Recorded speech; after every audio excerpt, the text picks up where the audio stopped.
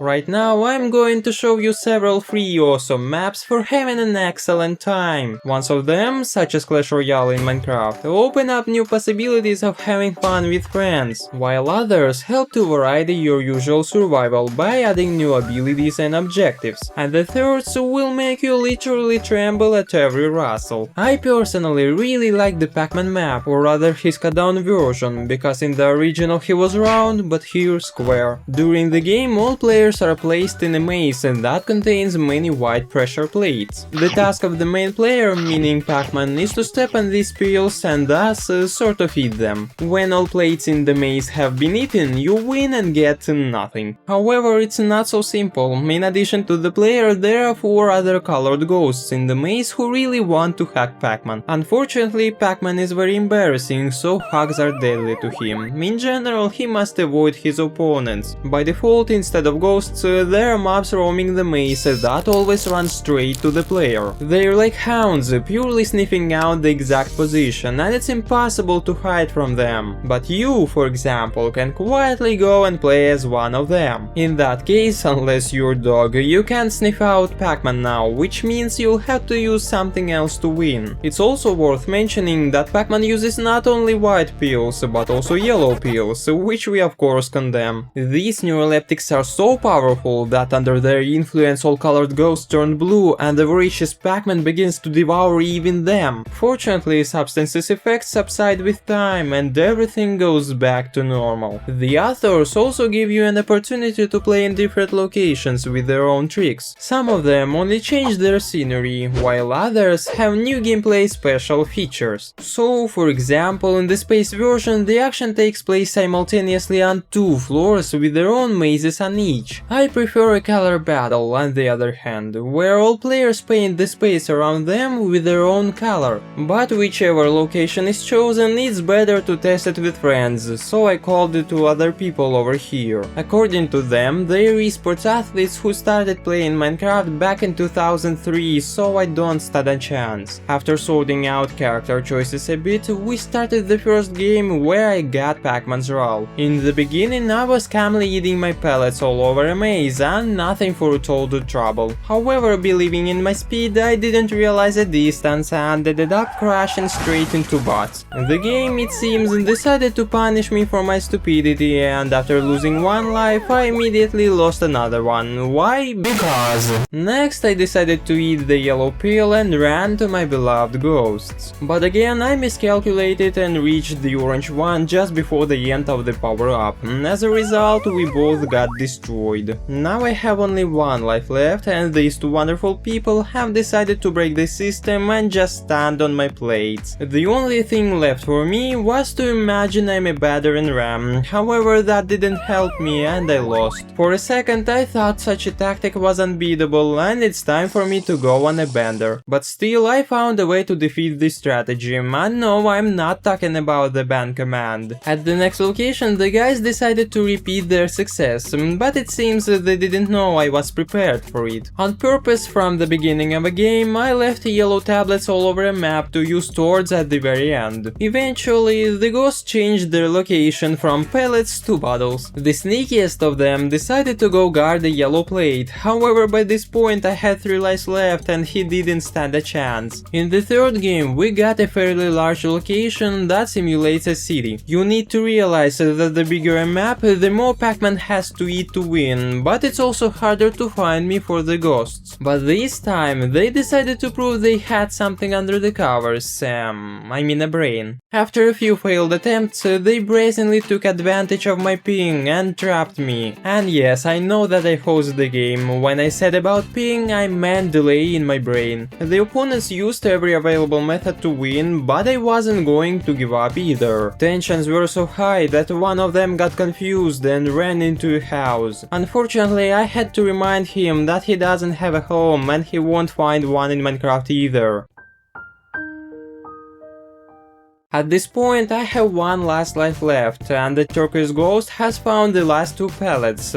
That's a clear challenge. The orange bot was already surrounding me from behind, but I didn't stop, made one last push and won. Oh, this is such an overwhelming success. I wanna take this opportunity to say thanks to all my family and friends, everyone who supported me. As a reward for such important victory for the entire world, I decided to open my own chic, delightful, superb restaurant. Here I will be a cook, a waiter, and a delivery of products at the same time, because slavery hasn't been invented yet. This homeless canteen will be called CL, or Cruel Lunch in the full variant. To begin with, I'm invited to change the style of this fine establishment a bit. By choosing different items, I can change particular elements of the interior to my taste. In the end, I tried to pick the most obnoxious combination so that nausea would start before even eating. There are 2 main parts inside, the kitchen where I will prepare my culinary masterpieces and the dining area where visitors will enjoy them. Outside the restaurant are several other important locations that I will need during the game. Firstly, we're talking about farms, as I need at least some source of food, and garbage dumps haven't been added to Minecraft yet. Secondly, I will greatly benefit from the coal and gold mine for some recipes. And lastly, there are quite a few beautiful homes spread throughout our city that lack my care. Over time, once I save enough money, I can buy it and enjoy a well-deserved vacation. I decided to start my adventures as a genius restaurateur in the mine, so to speak. Let's test on customers whether rocks are tasty or not. The obliging developers have placed a chest with pickaxes at the entry, but there is no light in here. Since everything here is like normal survival in that regard, I decided to add it myself. Now it's time to get some products in my vegetable garden, where thanks to the map everything grows as fast as possible. Cows that were nearby had long dreamed of having a family, and I helped them with that because I'm a kind person by nature. And afterwards I visited a pond where it is possible to get fish and seaweed,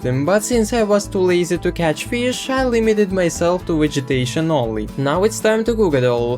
Here it is, perfect. Yes, it burned, but that's the restaurant specialty, coal flavored kelp. Stocked up on great food, I opened the restaurant to my first customers. So where are they? Why isn't there a fighting crowd of people like it was with iPhones? My food is even tastier. But no, the first victims have arrived. Welcome, welcome, please come in, now I'll find the worst places for you. What do you desire? Ah, you came to the restaurant to order a simple overcooked seaweed. I got you. It's immediately apparent that this is a very cultured young couple, so I handled their kelp extremely carefully. But then more visitors came to the restaurant. I don't know, maybe they just don't like themselves, or maybe there's simply no more food in the city. Alright, it seems all orders fulfilled. Where did it disappear to? Did you die? Ah, you already paid me, so then don't care. Actually, maybe it's right to pay for the last dinner. Of course, it becomes the last one just because of the dinner itself, but it doesn't matter. After accumulating my first $100, I received notice that villagers will now order new types of food. Naturally, no one asked me about it, so I suggested them to eat something else instead of potatoes, but they just died of hunger. The worst part wasn't even that I was right and there's no one food in the town, but that they unfairly deducted 50 coins from me. In general, if you feed them wrong food or don't feed them at all, hefty fines are imposed for that. After an hour, I finally saved up $1,000 and bought my first beautiful house with it. It's behind the farm, quite beautiful, and also has a garage. In general, I was pleased and went to bed in a good mood. In a dream, I found myself in some unknown place, very much like an abandoned work office. Remembering that the most important thing at work is the lunch break, I immediately ate my last potato. After wandering around for a bit, I heard some strange sounds, but the monotony of all rooms around surprised me more. Not knowing where to go, I decided to use my mind, but it didn't help me. A moment later, I heard a distinct hum of some kind, but I couldn't determine its source.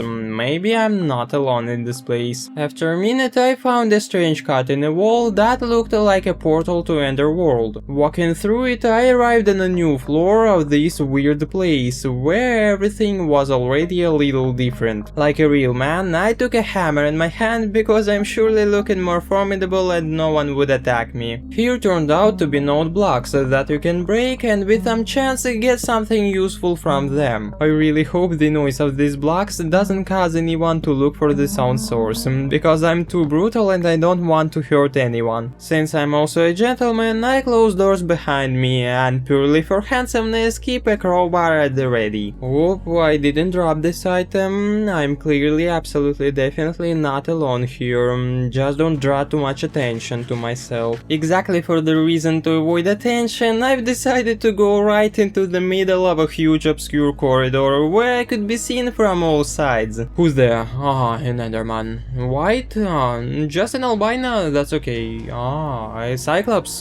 That's also okay. It's a good thing he doesn't hurt me until I hurt him. Whoa, came running. Just a moment ago there was no one here. Looks like it's froze. He's AFK. Okay, I see. We don't like AFK. AFK is bad. Looking at me is good, yeah. Okay, let me try this. I guess. Let's go. Maybe it's souls of my visitors taking revenge on me now. For what though? Everything was nearly non-rotten and even a little edible. So, like a true alpha, I just walked away from them, and I did it not out of fear, but because they are just unworthy of me. The next stage consisted of some narrow corridors and pipes, where very often I came across dead ends. Experimentally, I found out that the potion, which is sometimes found here, is very useful, because it gives different buffs. Also, it's the first level where I've actually used a flashlight, and again, I'm not afraid of darkness, I shined light especially for you. Oh, human, I'm so glad I met someone. What are you doing? Get off, I'm not ready for a new stage of relationship yet. Funny to say, but thanks to that death, I appeared not far from a passage to the next level, which I certainly took advantage of. The new floor was more interesting and spacious, though it looked more like a prison. Mining resources, I heard some strange noises. My interest was stronger than common sense, and I went to find the source of the sound. So, what's that sound? Go away, demon, I'm not tasty, I've already taken a dump. At first I was scared,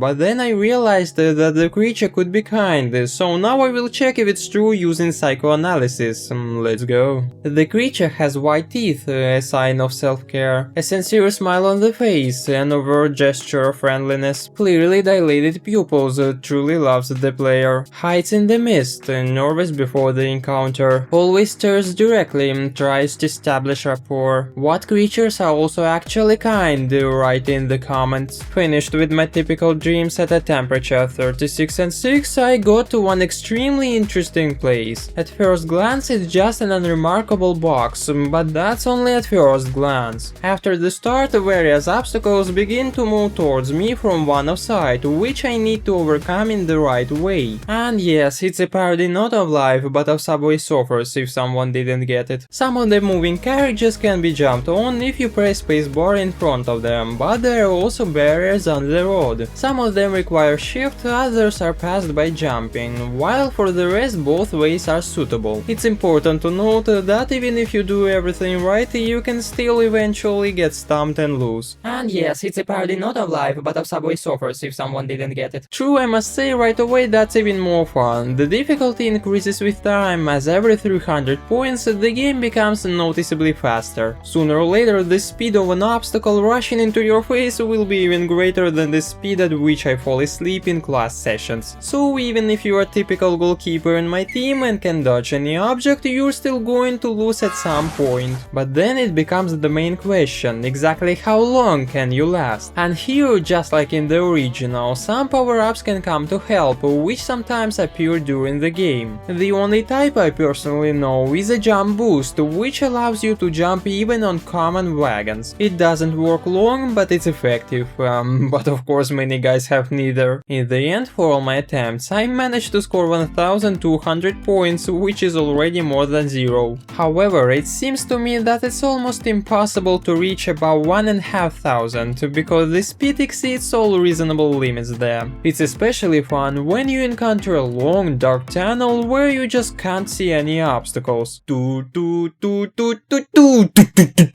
Having been in enough amount of railroad accidents, I decided to change my occupation from parkourist to king. Kings don't notoriously like doing backbreaking labor, which suits me very well, but they enjoy fighting barbarians like those blue ones over there, who even have ugly looking buildings, not like mine. As a real leader, I will do that with the assistance of my personal army, which I have to choose first, of course. There are 16 items in the chest over here, and I need to take exactly 8 of them. Naturally, lest my opponent get upset, I'll give in to him and play poorly, so if anything, I'm not a crab, I'm a caring buddy. When we started in the 9th slot, it began to show us an amount of elixir for which we could use our items. To unleash a fighter or a spell, you must throw that item to the floor, automatically paying for it with elixir. Firstly, I fielded my armored knight and a building that creates some weak skeleton warriors from time to time. However, my opponent decided to take advantage of my head pinning again and use the fall attack technique from both sides. His strategy was successful and I lost more than half of my tower's health,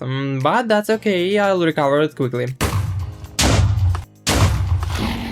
How is this? Okay, got it. I guess I'll take a better team and he'll learn what pain is from me. To start, I summon a giant skeleton that throws a powerful bomb upon death and then fire kamikazes, damaging it in a large radius. Great, the exchange was successful. Now he'll throw in a knight to create a distraction. He fell for it like girls believe a promise of marriage, so on the other side I threw a hard-hitting mini P.E.K.K.A. No, he defended himself somehow.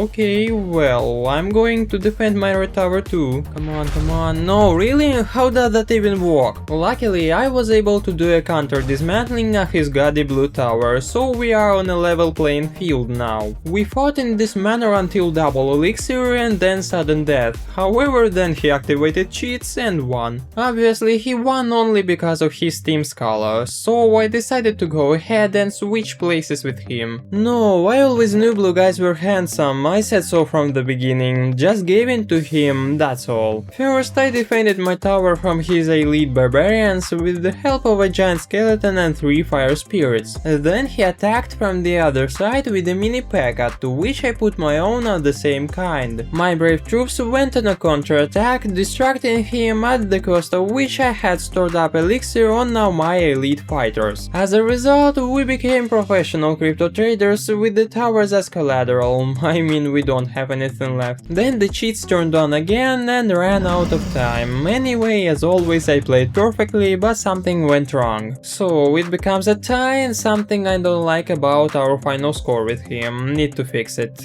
Well, it's fine now. A huge thanks to the creators of these maps for their creativity. And now Zellenium doesn't say farewell, Zellenium says bye.